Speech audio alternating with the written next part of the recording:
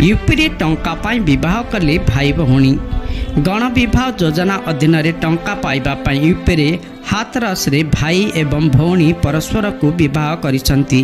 एहा सह पूर्व विवाह करथिबा दंपति भी पुणी थरे विवाह करथिबा जणा पड़िछि।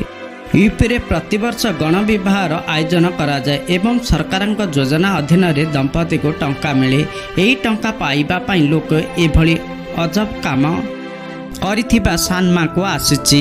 स्थानीय बासिंदा अभियोग पर यही ठकईर खुलासा होइतिला। एहा पर स्थानीय एसडीएम कार्यानुष्ठान ग्रहण करी तदंत निर्देश देथिबा जणा पड़िछि।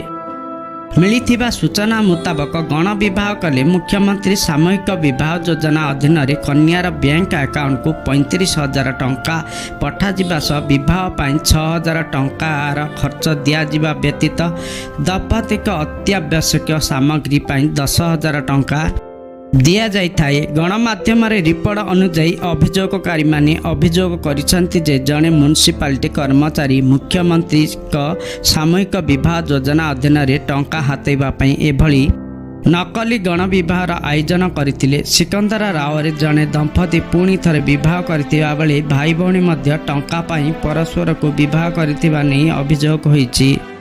एने अभियोग हेबारु दोषी विरोध में कार्यानुष्ठान पाई एसडीएम देव सिंह चौहान उपयुक्त तदंत हेबो बोली प्रतिश्रुति देइछंती। आमर भिडियोटी जदि भल लगी आम चैनल को सब्सक्राइब करी मझे बेल आइकन को ऑन करंतु।